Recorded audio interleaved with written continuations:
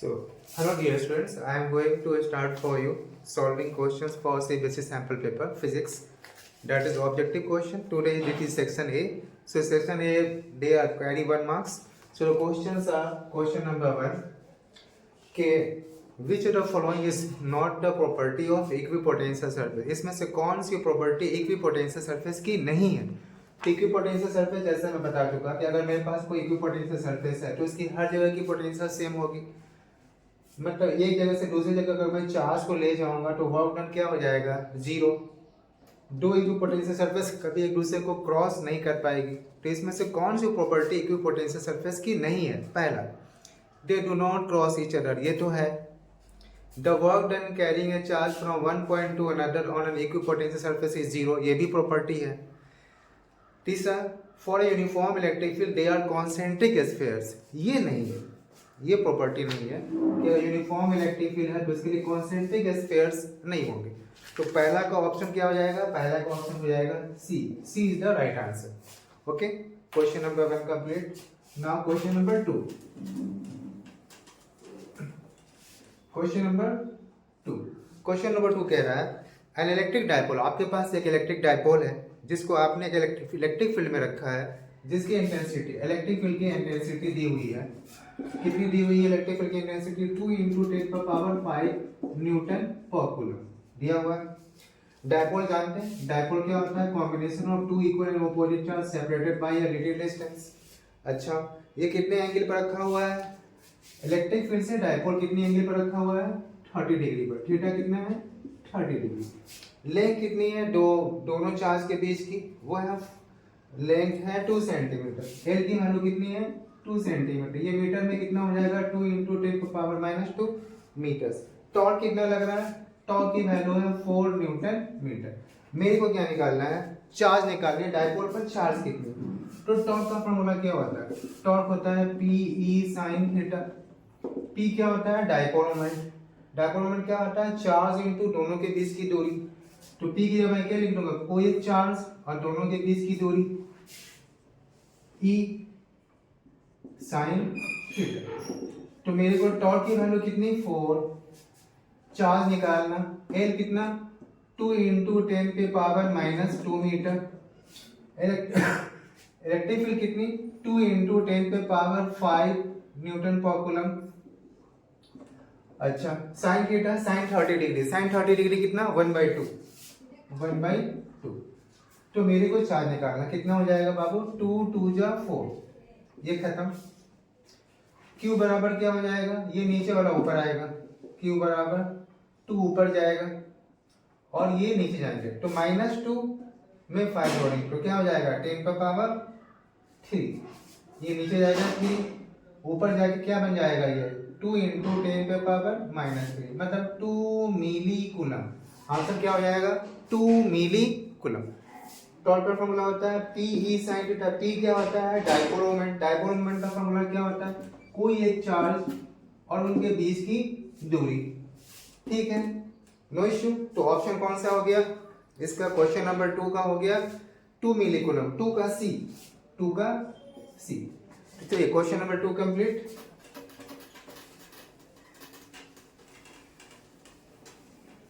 Now come for question number 3। Question number 3 क्या है? Question number 3 है A metallic plate exposed to white light emits electron। एक आपके पास एक मेटेलिक प्लेट है, इस पर व्हाइट लाइट आ रही है। व्हाइट लाइट आ रही तो एनर्जी लेके आ रही होगी। ठीक है, तो एनर्जी लेके आ रही है। वो क्या कर रहा है? यहाँ से इलेक्ट्रॉन निकल रहा है। यहाँ से क्या हो रहा है? इलेक्ट्रॉन्स इमिट हो रहे हैं। इलेक्ट्रॉन वहां से निकल रहा है, इमिट आ रहा है। ये पता है फोटो इलेक्ट्रिक इफेक्ट है। अगर लाइट सर्टेबल फ्रीक्वेंसी की, एक खास फ्रीक्वेंसी की लाइट जिसको बोलते हैं थ्रेशोल्ड फ्रीक्वेंसी, उसके ऊपर जब तक उतनी फ्रीक्वेंसी की लाइट नहीं आएगी इलेक्ट्रॉन्स नहीं निकलेगा। तो जब लाइट आएगी तो उसके पास फ्रीक्वेंसी होगी। तो अगर फ्रीक्वेंसी उसकी इसके वर्क, वो फ्रीक्वेंसी जो लाइट जो आ रही होगी उसके पास एनर्जी होगी। एनर्जी का फॉर्मूला क्या होता है? E = hν। न्यू क्या है? फ्रीक्वेंसी। तो अगर जब तक थ्रेशोल्ड फ्रीक्वेंसी से नीचे की फ्रीक्वेंसी होगी तो इलेक्ट्रॉन्स नहीं निकलेगा। इसके थ्रेशोल्ड से ऊपर की फ्रीक्वेंसी से आएगी लाइट तो क्या हो जाएगा? कुछ वर्क फंक्शन जितना होगा उतना वो यूज कर लेगा। जो बचेगी एनर्जी उससे क्या हो जाएगा? इलेक्ट्रॉन्स यहाँ से निकलेगा। इलेक्ट्रॉन निकलेगा तो उसके पास कौन सी एनर्जी होगी, काइनेटिक एनर्जी होगी। अच्छा अच्छा, तो ये कह रहा है for which of the following colours of light stopping potential will be maximum. Stopping potential क्या होता है, stopping potential that negative potential of the plate जिसके लिए हाईली एनर्जेटिक इलेक्ट्रॉन को भी वो रिपेल कर दे। स्टॉपिंग पोटेंशियल वो नेगेटिव पोटेंशियल है प्लेट का जिस पर वो हाईली एनर्जेटिक इलेक्ट्रॉन्स को भी क्या करे, वो रिपेल कर दे। तो जितना ज्यादा काइनेटिक एनर्जी होगी इलेक्ट्रॉन के पास, स्टॉपिंग पोटेंशियल उतना ज्यादा होगा क्योंकि उसको रोकने के लिए उतनी ज्यादा चाहिए। तो काइनेटिक एनर्जी ज्यादा तो स्टॉपिंग पोटेंशियल भी ज्यादा। अच्छा, काइनेटिक एनर्जी तो इलेक्ट्रॉन की एनर्जी किस पर डिपेंड करती है बाबू, किस पर डिपेंड करती है, फ्रीक्वेंसी पर। किस पर, फ्रीक्वेंसी पर। तो मेरा बोल रहा है कौन सी कलर के लिए स्टॉपिंग पोटेंशियल ज्यादा होगा, तो आ जाइए। आप जानते हैं ना वीक जियोर, जैसे जैसे ऊपर जाओगे तो वेवलेंथ बढ़ेगा और जैसे जैसे ऊपर जाओगे फ्रीक्वेंसी घटेगी, फ्रीक्वेंसी घटेगी। तो सबसे ज्यादा फ्रीक्वेंसी किसकी होगी, वायलेट की, और सबसे कम फ्रीक्वेंसी किसकी होगी, रेड की होगी। मेरा काइनेटिक एनर्जी किस पर डिपेंड कर रहा है बाबू, काइनेटिक एनर्जी किस पर डिपेंड कर रही है, फ्रीक्वेंसी पर। काइनेटिक एनर्जी किस पर डिपेंड कर रही है, फ्रीक्वेंसी पर। फ्रीक्वेंसी सबसे ज्यादा किसकी, वायलेट की। तो वायलेट के लिए स्टॉपिंग पोटेंशियल क्या होगा, सबसे ज्यादा। तो कौन सा ऑप्शन हो जाएगा, 3 का डी, 3 का D. Clear, very good. Next question,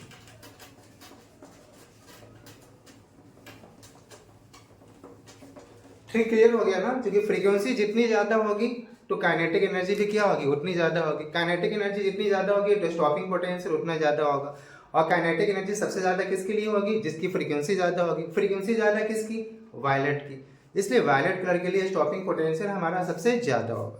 next question number 4, ये है अल्फा पार्टिकल स्कैटरिंग एक्सपेरिमेंट से related. Alpha particle scattering experiment से आपने पढ़ा है कि अगर मैं किसी गोल्ड फॉइल पर अगर मैं अल्फा पार्टिकल से ट्राई करूंगा तो क्या था, क्या पाया गया था, maximum numbers of alpha particles बिना डेविएट हुए निकल गई थी, बिना रुके हुए निकल गई थी, इसमें कोई डिफ्लेक्शन नहीं हुआ था। तो ये क्या शो करता है, क्वेश्चन बोल रहा है most of them go straight through the foil, foil से ज्यादातर अल्फा पार्टिकल बिना मुड़े निकल गई। ये क्या शो करता है, इसका मतलब ये हीलियम न्यूक्लियस था। अल्फा पार्टिकल क्या था, हीलियम न्यूक्लियस, उस पर कौन सी चार्ज होती है, पॉजिटिव।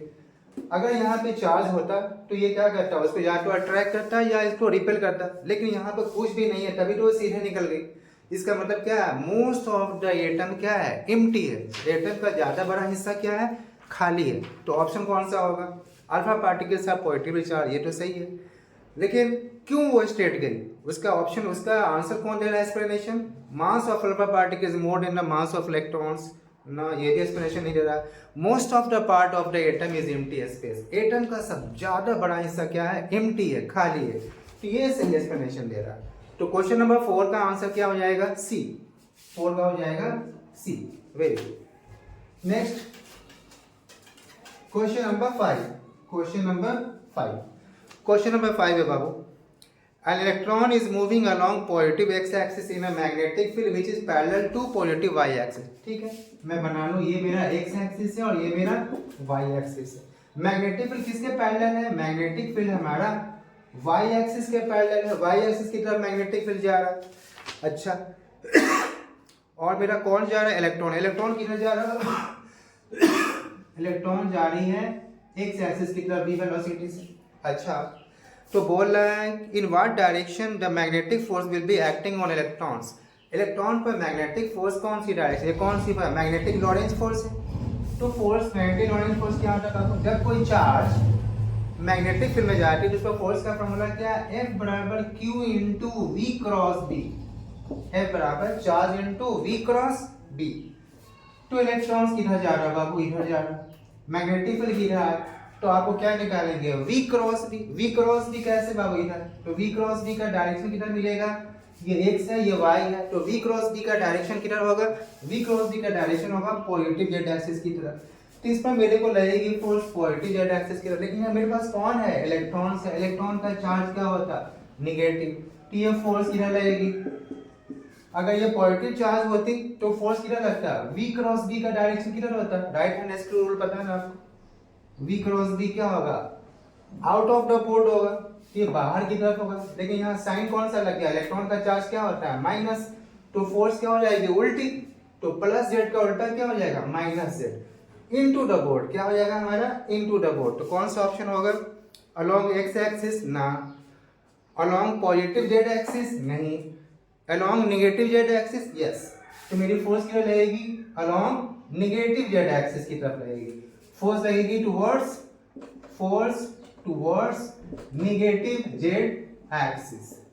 तो ऑप्शन क्या हो जाएगा 5 का हो जाएगा बाबू बी, 5 का B. Next question, next question number 6, question number 6, question number 6 है the relative magnetic permeability. Relative magnetic permeability पता ना, permeability divided by permeability of the free space. तो रिलेटिव परमिबिलिटी आपको पता है, मेरे पास दो सब्सटेंस हैं एक्स और वाई, दो सब्सटेंस मेरे पास है मैग्नेटिक सब्सटेंस, एक है एक्स और एक है वाई।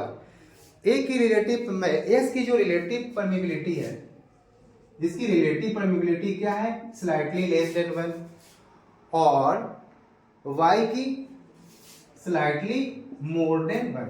मेरे को पता है फेरो मैग्नेटिक मटेरियल के लिए रिलेटिव परमिबिलिटी क्या होती है ग्रेटर देन 1। अच्छा y कौन है मेरा, y है हमारा पैरामैग्नेट, ठीक है। तो हम जानते हैं पैरामैग्नेटिक के लिए रिलेटिव मैग्नेटिक परमिबिलिटी क्या होती है स्लाइटली ग्रेटर देन 1, और डाया के लिए स्लाइटली लेस देन 1, फेरो के लिए ग्रेटर देन 1। तो मेरा ऑप्शन कौन हो जाएगा, y कौन होगा जिसकी रिलेटिव परमिबिलिटी ज्यादा। तो रिलेटिव परमिबिलिटी एक से ज्यादा किसकी होती है, वो होती है पारा की, और एक से कम किसकी होती है डाया की। तो कौन सा ऑप्शन हो जाएगा 6 का D, x is diamagnetic and y is paramagnetic. तो मेरा ऑप्शन हो गया 6 का डी, 6 का हो गया बाबू डी, क्योंकि पैरामैग्नेटिक की रिलेटिव परमिबिलिटी एक से थोड़ी ज्यादा होती है, और डाया की एक से थोड़ी कम, और फेरो की एक से बहुत ज्यादा। तो मेरा ऑप्शन हो गया डी, खत्म। Now question number 7, question number बाबू 7 में एन एमीटर ऑफ रेजिस्टेंस 0.1, माँ के पास एक एमीटर है, इसकी रेजिस्टेंस दी हुई है कितनी, एमीटर की रेजिस्टेंस दी हुई है 0.81 ओम, 0.81 ओम दी हुई। Very good. ये करंट कितना रीड कर रहा है, ये करंट रीड कर रहा है बाबू 1 एम्पियर।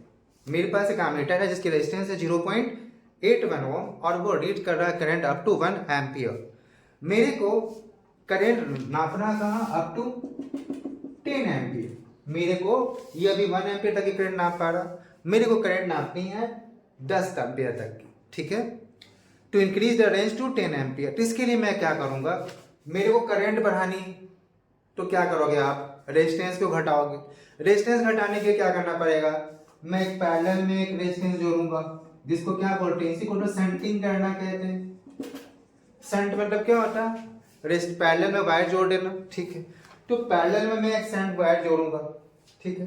तो बोल रहा है, मेरे को क्वेश्चन बोल रहा है कि एमीटर की रेजिस्टेंस इतनी थी, करंट वो इतना नाप रहा था। बोल रहा है कि मेरे को एक शंटिंग जो इसमें रेजिस्टेंस शंटिंग जो करूंगा, ताकि मेरा करंट कितना नाप पाए, वो 10 एम्पियर नाप पाए। तो शंटिंग का रेजिस्टेंस कितना हो जाएगा, ये रेजिस्टेंस और शंटिंग कितनी हो जाएगी, आ जाइए। पोटेंशियल डिफरेंस तो चेंज नहीं हो रहा ना, बैटरी जो थी वो तो वही है ना, बैटरी तो मैं चेंज नहीं कर रहा, ठीक है। आपको पता है तो मेरा शुरू में रेजिस्टेंस कितना है इतना, और करंट कितना इतना, तो पोटेंशियल डिफरेंस कितना हो जाएगा, V बराबर आई आर, डेल V बराबर आई आर। आई कितना बाबू 1, करंट कितनी 0.81 एम्पियर, तो मेरा पोटेंशियल डिफरेंस कितनी हो जाएगी बाबू 0.81 वोल्ट। अच्छा, अभी भी मेरा पोटेंशियल डिफरेंस वही है, वो तो चेंज नहीं हो रहा। अच्छा, अब मेरी करंट, मैं इस बार करंट कितना चाह रहा हूँ, अब चाह रहा हूँ करंट कितना 10, तो 10 डालूंगा। लेकिन अब मेरी रेजिस्टेंस क्या होगा, अब मैं इन दोनों को जोड़ रहा हूँ, तो मेरी इक्विवेलेंट रेजिस्टेंस कितनी हो जाएगी, ये दोनों रेजिस्टेंस क्या हो गए पैरेलल में। मतलब मेरे पास एक रेजिस्टेंस पहले से है 0.81 ओम का, और एक मैं नया रेजिस्टेंस ले आया जिसको है सेंटिंग रेजिस्टेंस, इसको पैरेलल में जोड़ रहा हूँ। दो रेजिस्टेंस को अगर आप पैरेलल में जोड़ेंगे तो इक्विवेलेंट रेजिस्टेंस का फॉर्मूला क्या हो जाएगा बाबू, आर इक्विवेलेंट बराबर 0.81, दोनों को ऊपर में मल्टीप्लाई कर देते इनटू रेजिस्टेंस ऑफ सेंट और नीचे में दोनों को ऐड कर देते, तो रेजिस्टेंस ऑफ सेंटिंग प्लस 0.81। तो मैं आर, अब नया आर मेरा क्या हो जाएगा, ये वाला, पहले तो ये वाला आर था, अब जब हमने पैरेलल में सेंटिंग वायर जोड़ दिया तो मेरा रेजिस्टेंस इक्विवेलेंट कितना हो गया, इतना हो गया। तो अब मैं जब 10 एम्पीयर की करंट निकाल रहा हूँ तो मेरी रेजिस्टेंस कितनी हो जाएगी, इतनी हो जाएगी। तो रेजिस्टेंस के मैं क्या लिखूंगा, 0.81 into R S by 0.81 plus R S. अच्छा, V की वैल्यू कितनी आई थी बाबू, V की वैल्यू पहली बार में कितनी आई थी, 0.81। तो मैं इस V की जगह पर क्या डाल दूं, 0.81 डाल दूं। 0.81 इधर से इधर का क्या हो गया, कट गया, ठीक। ये ऊपर आएगा 0.81 प्लस आर एस ऊपर आया, इधर कितना बच गया बाबू, 10 आर एस, इधर हो गया 10 आर एस। ये आर एस उधर जाएगा तो कितना हो जाएगा, 9 आर एस बराबर 0.81। अब आप ही बोलो रेजिस्टेंस इन सेंटिंग की वैल्यू कितनी हो जाएगी, 0.81 बाई 9। मैं 100 से नीचे ऊपर मल्टीप्लाई कर दूं, ऊपर का डेसिमल खत्म, 9 से कितनी बार में जाएगा, 9 बार, कितना हो जाएगा 0.09 ओम। तो 7 का आंसर क्या है, 0.09 ओम। बी, 7 का बी, 7 का कौन सा हो जाएगा बाबू, बी, 7 का आंसर बी। Very easy. मेरे को पहले करंट कितना नाप रहा था, 1 एम्पियर की, रेजिस्टेंस कितनी थी एमीटर की, 0.81। मैं चाहता हूँ अब करंट में कहाँ तक रीड कर सकूँ, 10 एम्पियर तक की। तो करंट बढ़ानी है तो रेजिस्टेंस घटानी होगी। तो हमने क्या किया, एक सेंटिंग जोड़ कर रेजिस्टेंस पैरेलल में जोड़ दिया, जिसको सेंटिंग कहते हैं। तो रेजिस्टेंस पैरेलल में जोड़ दिया, ये वाला आर एस, इसी की वैल्यू निकालनी थी। तो रेजिस्टेंस पैरेलल में जोड़ेंगे तो इक्विवेलेंट रेजिस्टेंस कितना हो गया, इतना हो गया। पोटेंशियल डिफरेंस पहले निकाल लिया, V बराबर आई आर से पोटेंशियल डिफरेंस निकल गया। पोटेंशियल डिफरेंस में कोई चेंजेस नहीं हो रहा है, बैटरी में चेंज नहीं कर रहा हूँ, तो वो वही रहेगा। करंट अब हो जाएगी 10, अब नई रेजिस्टेंस हो जाएगी ये, तो ये निकल गया। Very good. चलिए आगे चलिए, नेक्स्ट क्वेश्चन।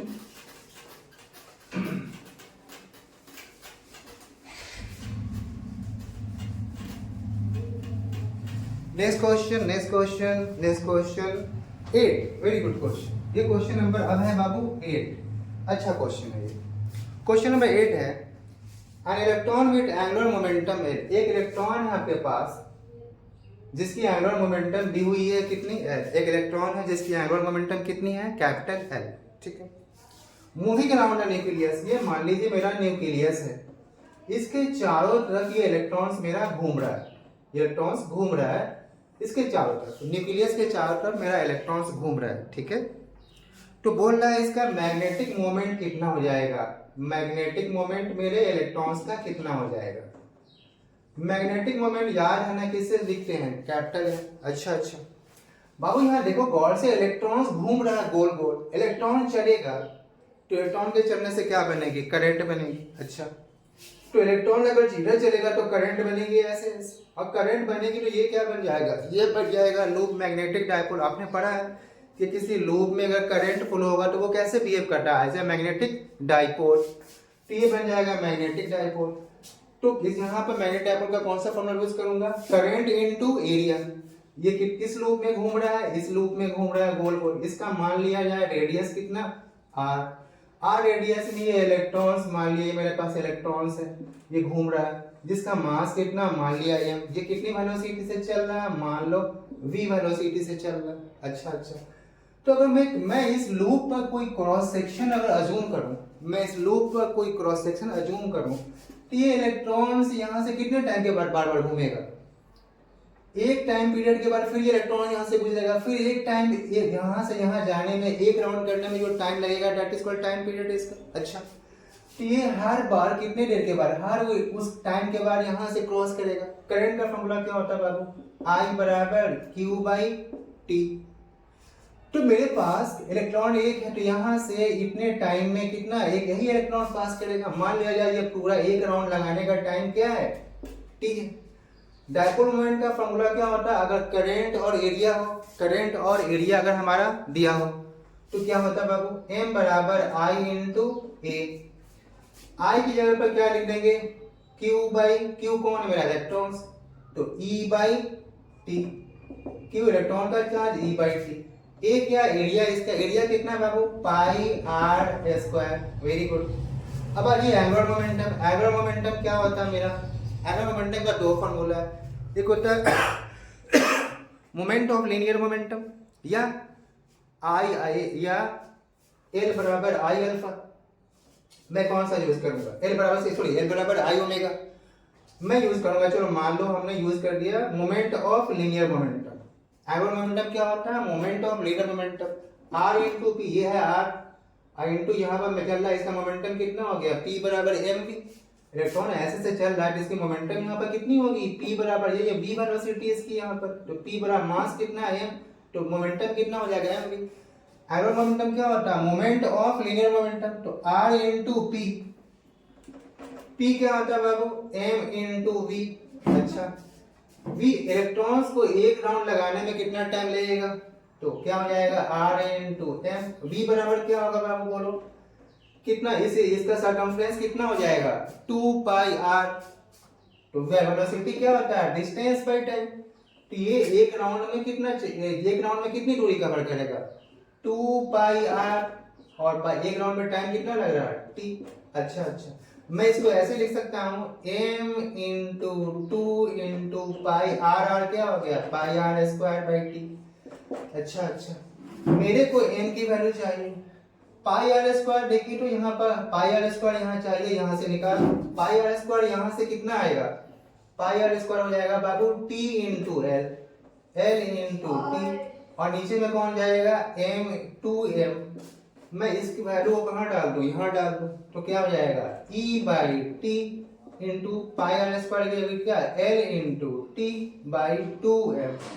टी से टी मर गया, क्या आया बाबू, e into L by 2m, e into L by 2m। फिर से देख लीजिए, मेरे पास क्वेश्चन था, एक इलेक्ट्रॉन से एक न्यूक्लियस के चारों गोल गोल घूम रहा, मान लो वो रेडियस जिसमें वो घूम रहा है वो रेडियस r है, इलेक्ट्रॉन यहाँ पे होगा, इसकी वेलोसिटी यहाँ पर क्या होगी, टेंजेंट के डायरेक्शन में v, इसका मोमेंटम क्या हो जाएगा m into v।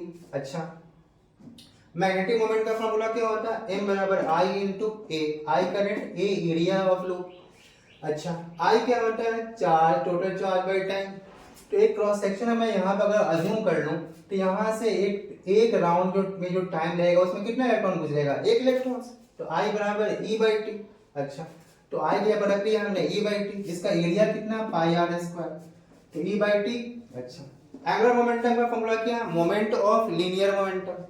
Moment of linear momentum क्या होता है, जिस एक्सिस पे वो घूम रहा है, जहां इस जिसके राउंड राउंड, तो r इंटू पी, तो r इंटू पी क्या है, linear momentum, m into v, तो r into m v. M v क्या होता है, स्पीड, वेलोसिटी क्या होगी, टोटल स्पीड क्या होगी, डिस्टेंस बाई टाइम। डिस्टेंस कितना कवर करेगा एक राउंड में, ये 2 पाई आर, टाइम कितना लगेगा t, तो v की जगह पर 2 पाई आर बाई टी। हमने इसे क्या किया, पाई आर स्क्वायर की वैल्यू निकाल ली और यहाँ डाल दी, सॉरी ये कैपिटल गलती से हो गया स्मॉल, ठीक है, पाई आर स्क्वायर की हमने वैल्यू निकाल दी, यहाँ डाल दी, तो आंसर क्या आया, e into L by 2m। मेरे पास कौन सा ऑप्शन है, e into L by 2m, question number 8 का ए, 8 का बाबू ए, तो 8 का आंसर क्या हो जाएगा, A. Very good, next question.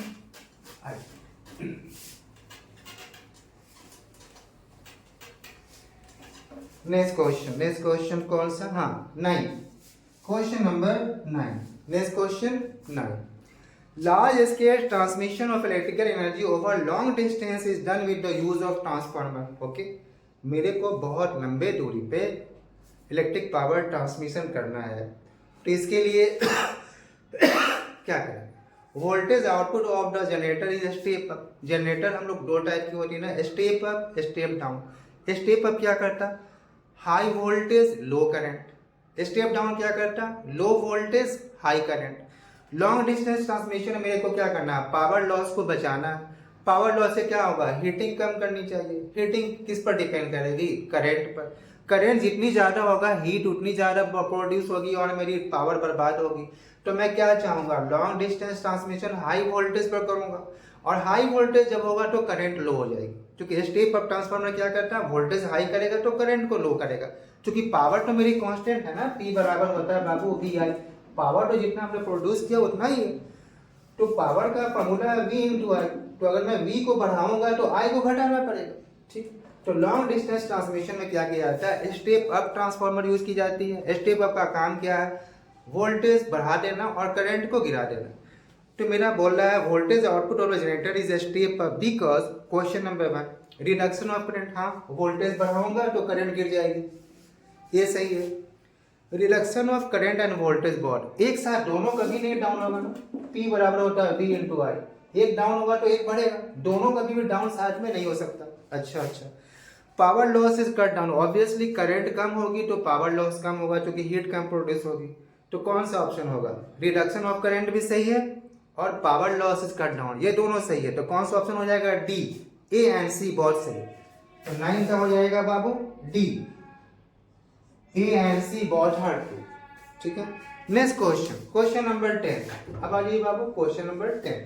Question number 10 है कि the diagram below shows the electric field and magnetic field components of an electromagnetic wave at a certain time at certain location। चलिए, किसी टाइम पर किसी location पर मेरे को electric field और मैग्नेटिक फील्ड का ऐसे मेरे पास डायरेक्शन है, किसी जगह पर किसी खास टाइम पर किसी खास जगह पर। तो direction of propagation of electromagnetic wave कौन सी होगी, आपको पता है। इलेक्ट्रोमैग्नेटिक वेव प्रोड्यूस किससे होती है, mutual vibration of electric field and magnetic field. और उसमें पता है इलेक्ट्रिक फील्ड मैग्नेटिक वेव दोनों एक दूसरे के म्यूचुअली परपेंडिकुलर होगी। और इलेक्ट्रोमैग्नेटिक वेव भी क्या होता है, जिस इलेक्ट्रिक फील्ड और मैग्नेटिक फील्ड इन दोनों पे वो परपेंडिकुलर होता है। अच्छा, और डायरेक्शन ऑफ इलेक्ट्रोमैग्नेटिक वेव किससे मिलता है, E vector cross B vector से। किससे, E vector cross B vector से, B vector cross E vector नहीं, ई क्रॉस बी। ठीक है, तो बाबू अगर मेरी इलेक्ट्रिक फील्ड इस तरफ है और मैग्नेटिक फील्ड इस तरफ है, तो इलेक्ट्रोमैग्नेटिक वेव का डायरेक्शन कौन देता है, E vector cross B vector. तो आप E vector cross B vector करेंगे तो क्या होगा, S2 कहाँ जाएगी, ई क्रॉस बी में कहाँ जाएगा बोलो, नीचे या ऊपर। बी क्रॉस ई करोगे तो ऊपर जाएगा, ई क्रॉस बी करोगे तो नहीं, मतलब इनटू द बोर्ड जाएगा। कहाँ जाएगी बाबू, इनटू द बोर्ड। तो कौन सा ऑप्शन हो जाएगा, परपेंडिकुलर, ई और बी पर तो परपेंडिकुलर होगी ही, और आउट ऑफ द बोर्ड होगा या इनटू द बोर्ड, क्योंकि डायरेक्शन मिलता है इलेक्ट्रोमैग्नेटिक वेव का ई क्रॉस बी, तो होगा into the board. E cross B करके देखिए आप, E cross B, E cross B कहाँ जाएगा, नीचे, इनटू द बोर्ड। तो क्या हो जाएगा, perpendicular to E and B and into the plane of the paper, तो बी हो जाएगा। 10 का ऑप्शन क्या हो जाएगा बाबू, बी। ठीक है, इलेक्ट्रोमैग्नेटिक वेव मिलेगा ई क्रॉस बी, और ई क्रॉस बी का डायरेक्शन क्या हो जाएगा, into the board, perpendicular to both E vector and B vector. तो question number 10 complete, very good. Now question number 11, question number 11, question number 11 है, ये अच्छा क्वेश्चन है, ग्राफ वाला है।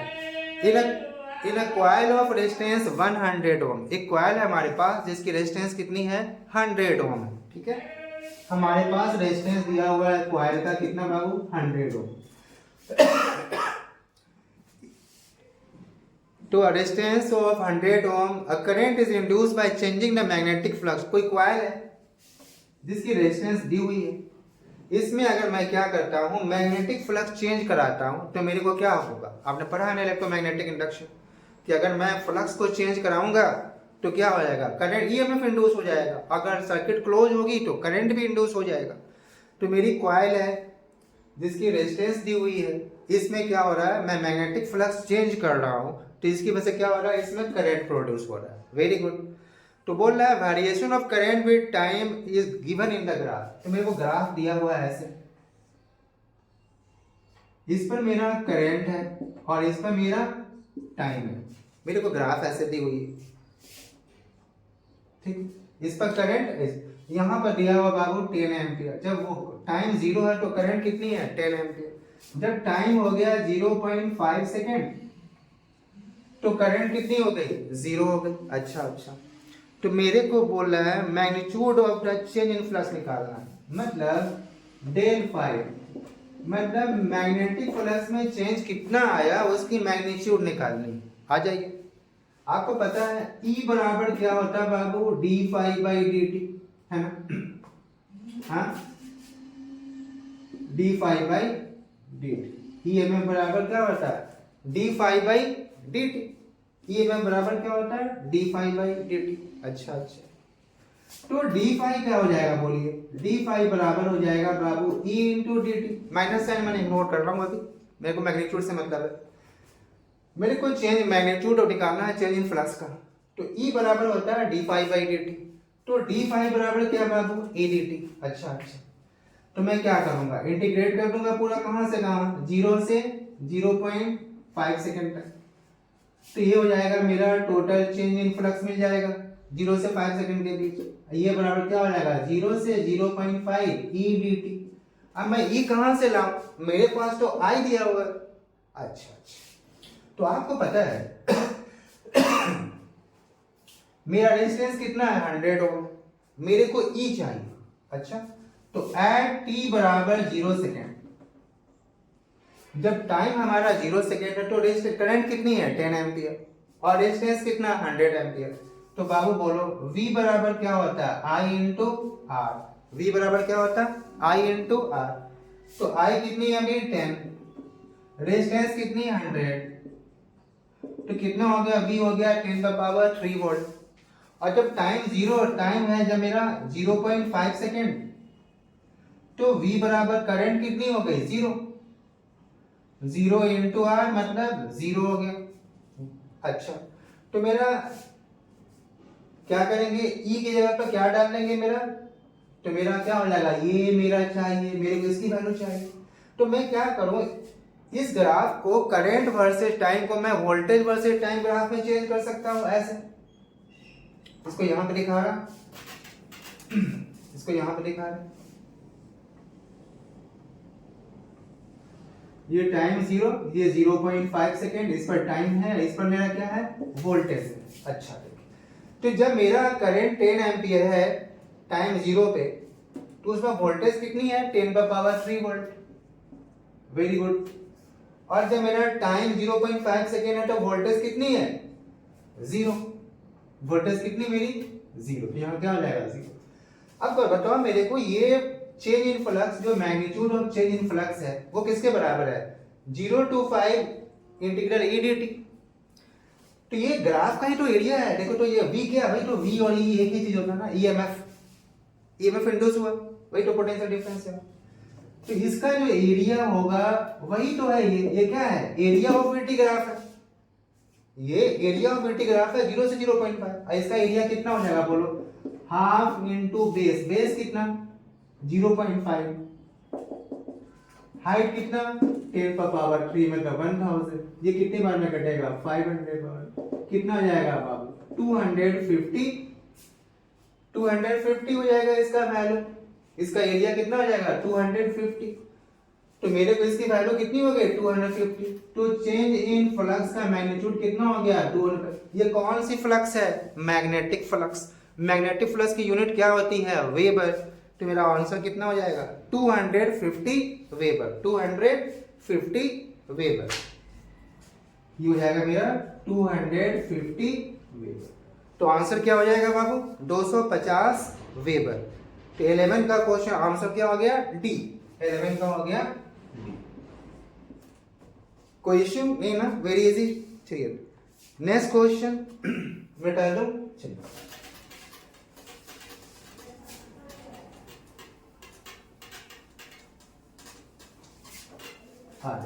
Question number 12।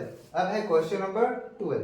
The energy of an electron in nth orbit of hydrogen atom is, electron की energy in nth orbit of hydrogen atom कितनी है, -13.6। आपको पता है ना फॉर्मूला क्या होता है, Z²/n² इलेक्ट्रॉन वोल्ट, यही होता है ना।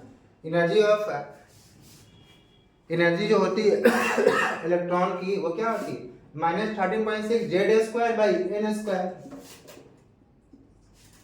क्योंकि मैं किसकी बात कर रहा हूँ, हाइड्रोजन की। तो हाइड्रोजन का Z कितना होता है, 1। तो En बराबर -13.6/n² इलेक्ट्रॉन वोल्ट। n हो गया ऑर्डर ऑफ ऑर्बिट। तो ये माइनस क्यों है, बोला है इसमें जो एनर्जी ऑफ इलेक्ट्रॉन्स है एट ऑर्बिट में ये नेगेटिव क्यों है, नेगेटिव क्यों है? आपको पता बाइंडिंग एनर्जी हमेशा कैसी होती है, binding energy is always negative. तो ये इलेक्ट्रॉन्स को बांध के रख रही है न्यूक्लियस पर, तो बाइंडिंग एनर्जी होगी, बाइंडिंग एनर्जी कैसी होती है, नेगेटिव। तो ऑप्शन कौन सा हो जाएगा, electron is free to move ना, electron is bound to the nucleus या। तो 2l का क्या हो जाएगा, बी। 2l का हो जाएगा बी। Very good. तो 2l का बी हो गया कंप्लीट। अब आपका है इसके बाद असर्शन रीजनिंग, वो करा के ये वाला सेक्शन मैं कंप्लीट कर रहा हूँ। यहां तक किसी को कोई इश्यू नहीं? Very good.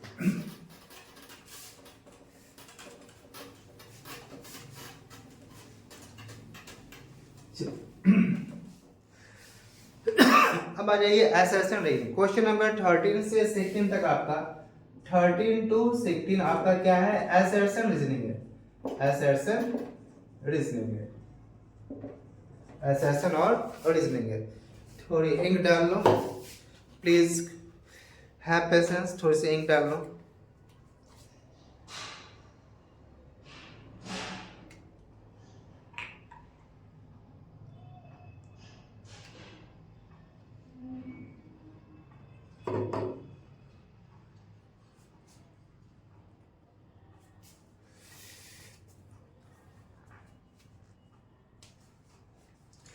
आइए असर्शन रीजनिंग। असर्शन रीजनिंग में क्वेश्चन नंबर 13 है कि for the radiation of frequency greater then the threshold frequency. आपको पता है फोटोइलेक्ट्रिक इफेक्ट में एक फ्रीक्वेंसी होती है that is called threshold frequency. Threshold frequency, अगर जो लाइट आ रही है किसी मेटल सरफेस पे, अगर उसकी फ्रीक्वेंसी थ्रेशोल्ड फ्रीक्वेंसी से कम है तो इलेक्ट्रॉन्स रिलीज नहीं होगा, नहीं रिलीज होगा। तो बोल रहा है for the radiation of frequency greater than threshold frequency photo electric current is directly proportional to intensity of radiation. बिल्कुल, आपको कितना इलेक्ट्रॉन्स निकलेगा, नंबर ऑफ इलेक्ट्रॉन्स, ये बहुत इंपॉर्टेंट क्वेश्चन। कितना इलेक्ट्रॉन्स रिलीज होगा वो डिपेंड करता है इंटेंसिटी ऑफ रेडिएशन पर। किस पर बाबू, इंटेंसिटी ऑफ रेडिएशन पर। और इलेक्ट्रॉन जो चलेगा उसकी काइनेटिक एनर्जी किस पर डिपेंड करती है, kinetic energy of electron depend करती है किस पे, वो डिपेंड करती है फ्रीक्वेंसी पर। ठीक है, अच्छा। तो मेरा असर्शन है कि जो radiation of frequency greater than threshold frequency, photo electric current जो चलेगी, करंट क्या होता है, आई बराबर क्यू बाई टी। क्यू बराबर क्या, n into e by t. मतलब नंबर ऑफ इलेक्ट्रॉन्स कितने रिलीज होंगे। तो नंबर ऑफ इलेक्ट्रॉन्स जो बोल रहा है कि अगर रेडिएशन जो होगी फ्रीक्वेंसी की थ्रेशोल्ड फ्रीक्वेंसी से ज़्यादा होगी तो फोटो इलेक्ट्रिक करंट जो प्रोड्यूस होगी वो उसकी इंटेंसिटी जो होगी, फोटो इलेक्ट्रिक करंट जो होगा वो किस पर डिपेंड करेगा, वो डिपेंड करेगा इंटेंसिटी पर। सही है बात, क्योंकि नंबर ऑफ इलेक्ट्रॉन किस पर डिपेंड करता है, इंटेंसिटी पे।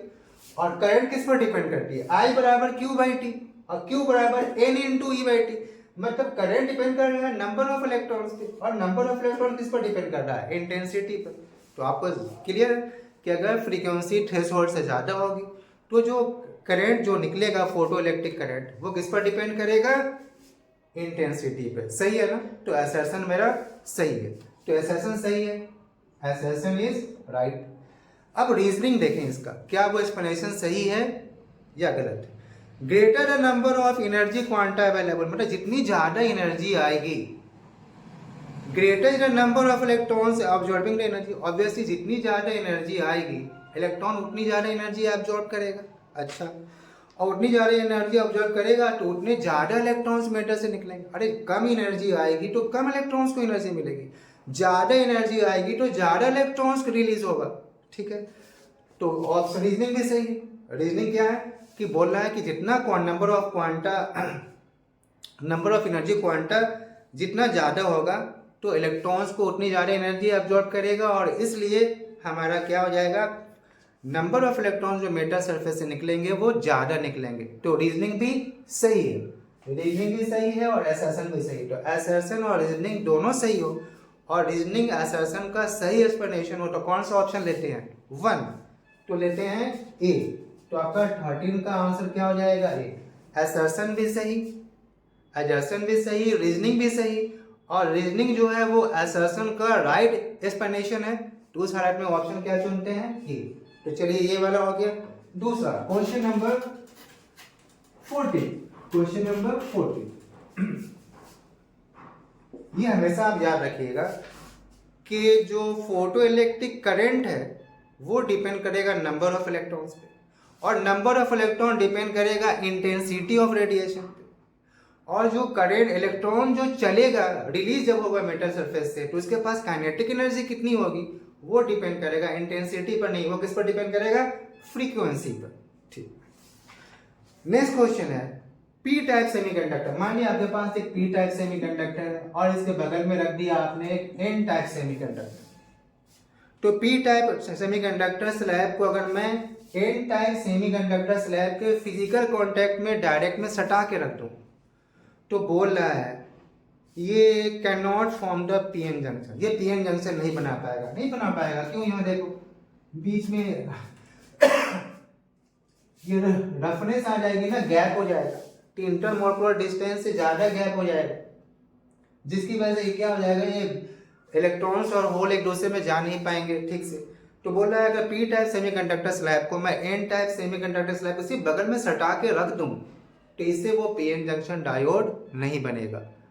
ठीक है, तो एजर्सन मेरा राइट है, सही है। बोल रहा है कि नहीं बनेगा, कि अगर पी टाइप सेमीकंडक्टर को मैं एन टाइप सेमीकंडक्टर स्लैब के बगल में सटा के रख दूं, तो ये दोनों ये पीएन जंक्शन डायोड नहीं बन पाएंगे, बिल्कुल नहीं बन पाएंगे, क्योंकि बिल्कुल कांटेक्ट में। तो आपको दिख रहा है कि कांटेक्ट में है, लेकिन यहाँ स्पेस जो है रफनेस है कोई, जिसकी वजह से पूरा इंटरमोलिकुलर डिस्टेंस से ज्यादा गैप हो गई है, तो ये नहीं हो पाएगा। रीजन क्या दे रहा है? Roughness of the contact. ये जो कॉन्टैक्ट के बीच का जो रफनेस है, जो गैप है ऊपर नीचे, जो क्या बोलते हैं उसको, ये अनइवननेस जो है, उसकी वजह से क्या हो जाएगा कि इंटर एटॉमिक क्रिस्टल स्पेसिंग जो हो जाएगा वो हमारा रफनेस उससे ज़्यादा हो जाएगी, जिसकी वजह से क्या हो जाएगा, फ्लो ऑफ चार्ज नहीं हो पाएगा। बिल्कुल सही है। तो रीजनिंग भी सही और असर्शन भी सही, तो मेरा राइट आंसर क्या हो जाएगा? 3। तो अगर पीएन जंक्शन डायोड बनानी है तो आप उसको सिर्फ सटा के रख नहीं सकते, उसको प्रोसेस से पूरा उसको टच में लाया जाता है। सिर्फ आप सोचेंगे कि मैं सटा के रख दूंगा तो वो कंडक्ट करना शुरू कर देगा, नहीं। तो चलिए 13 हो गई, 14 हो गई। Question number 15, question number 15, question number 15 है, असर्शन है electron has a higher potential energy when it is at a location associated with a negative potential, negative value of potential. ठीक है, अच्छा।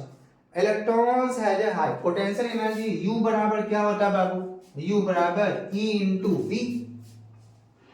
पोटेंशियल एनर्जी U बराबर charge of electron into V, V potential. अच्छा अच्छा, electron का charge क्या होता है बाबू? माइनस। ठीक है, अच्छा। तो क्वेश्चन है, असर्शन है कि इलेक्ट्रॉन के पास हायर पोटेंशियल एनर्जी होगी कब? जब वो ऐसे लोकेशन पे होगा जहां का पोटेंशियल नेगेटिव है। ठीक है, तो जब पहला वाला लोकेशन में देख लिए, पहले वाली लोकेशन हम क्या देख रहे हैं, पोटेंशियल एनर्जी बराबर क्या होता है? E into V. इलेक्ट्रॉन का चार्ज क्या होता है? नेगेटिव। और हमने इसको ऐसे लोकेशन पर रखा है जहां का पोटेंशियल क्या है? नेगेटिव है, तो ये भी बाबू नेगेटिव। माइनस माइनस क्या हो जाएगा? प्लस। तो ये हो गई।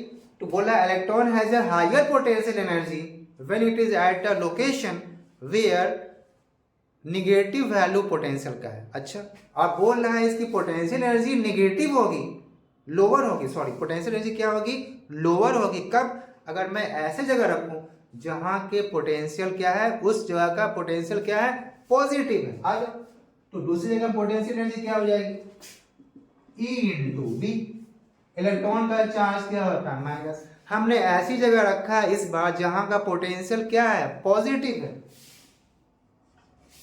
तो ये प्लस इंटू माइनस क्या हो जाएगा? ये माइनस ही हो जाएगा। तो इस बार एनर्जी क्या हो गई? बोलिए, एनर्जी क्या हो गई इसकी? तो लोअर पोटेंशियल एनर्जी हो गई। तो पोटेंशियल एनर्जी क्या हो गई? अब लोअर हो गई। तो आपने क्या देखा कि जब मैं इलेक्ट्रॉन को ऐसी जगह रख रहा हूं जहां का पोटेंशियल क्या है? नेगेटिव है, तो इसकी एनर्जी क्या हो जा रही है, इसकी पोटेंशियल एनर्जी क्या हो जाती है, हायर हो जा रही है। क्यों? क्योंकि एनर्जी बराबर होता है चार्ज इनटू पोटेंशियल।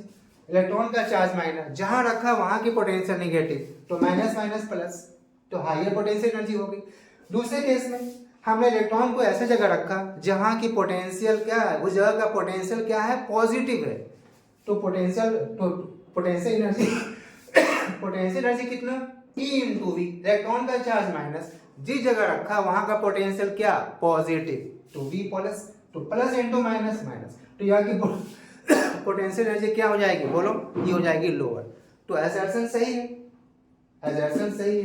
तो चलिए 15 का असर्शन सही है। क्या रीजनिंग भी सही है, देखा जाए। बोला electron move from a region of higher potential to a region of lower potential, कभी नहीं। इलेक्ट्रॉन कहां से कहां चलता, बोलो, इलेक्ट्रॉन चलता निगेटिव पोटेंशियल से हायर, इलेक्ट्रॉन चलता लो पोटेंशियल से हाई पोटेंशियल पे, करंट चलती हाई पोटेंशियल से लो पोटेंशियल पर।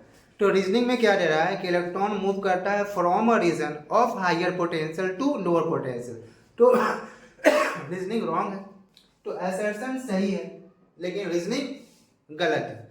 तो असर्शन सही हो और रीजनिंग गलत हो तो कौन सा ऑप्शन है, तब ऑप्शन होगा if assertion is true but reason is false, तो सी। तो मेरा 15 का आंसर क्या हो जाएगा, सी। चलिए नेक्स्ट क्वेश्चन, ये असर्शन रीजनिंग का लास्ट है। Question number 16, propagation of light through an optical fibre आपने पढ़ा होगा, टोटल इंटरनल रिफ्लेक्शन चैप्टर में आपने ऑप्टिकल फाइबर पढ़ा होगा। ऑप्टिकल फाइबर में क्या होता है, अंदर में कोर होता है और बाहर में क्या होता है, ये क्लैडिंग होती है। अंदर वाला मटेरियल क्या होता है, कोर का होता है। लाइट यहां से ले जाते वेव, इसमें क्या होता है, टोटल इंटरनल रिफ्लेक्शन होता है। तो क्वेश्चन है कि propagation of light through an optical fibre is due to total internal reflection taking place at the core cladding interface। ठीक है, अंदर वाला क्या होता है, कोर, उसके बाहर वाला क्या होता है, क्लैडिंग। तो इसमें क्या होता है, टोटल लाइट ऐसे एंगल पर डाली जाती है कि इसमें क्या हो, TIR हो, टोटल इंटरनल रिफ्लेक्शन हो, जैसे एनर्जी का लॉस नहीं हो, जितनी एनर्जी इधर डाली उतनी उधर निकल गई। तो असर्शन में बोल रहा है कि propagation of light through an optical fiber is due to total internal reflection at a core cladding interface। सही है, तो assertion मेरा सही है, assertion मेरा सही है। क्या रीजनिंग भी सही है, देखा जाए।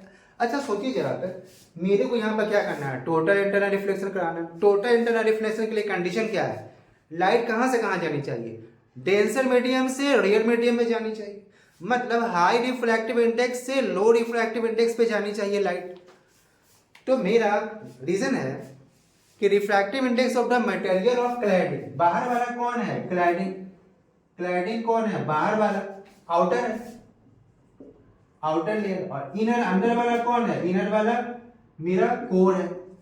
अब मेरे को TIR कराना है कहाँ पे, यहाँ पे अंदर। तो अगर लाइट यहां से डेंसर से रेयर में जाएगी तभी तो TIR होगा, मतलब कोर का refractive index of core refractive index of cladding से ज्यादा होना चाहिए ना, क्योंकि TIR तभी होगा जब लाइट जाएगी डेंसर से रेयर। तो किसका रिफ्रैक्टिव इंडेक्स ज्यादा होना चाहिए, कोर का या क्लैडिंग का? तो कोर का रिफ्रैक्टिव इंडेक्स ज्यादा होना चाहिए तभी तो डेंसर होगा, और क्लैडिंग का रिफ्रैक्टिव इंडेक्स कम होना चाहिए।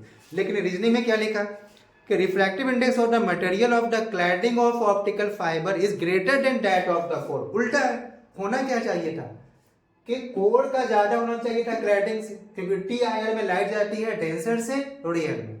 तो मेरा ऑप्शन होना चाहिए था ये वाला, लेकिन ऑप्शन क्या लिखा है कि क्लैडिंग का रिफ्रैक्टिव इंडेक्स ज्यादा है कोर से, तो गलत है। तो रीजन हमारा गलत है, असर्शन सही है, रीजन गलत है। तो कौन सा एक्सप्लेनेशन होगा, सी। तो सेकंड का भी सी। तो अब असर्शन रीजनिंग कंप्लीट हो गई। अब आपका नेक्स्ट वीडियो जो होगा आपका वो होगा सेक्शन बी, जो 2 मार्क्स की क्वेश्चन होगी। तो thank you for sharing your precious time. Please watch my video and wait for section B, मैं अपलोड करूंगा इसके बाद। So thank you.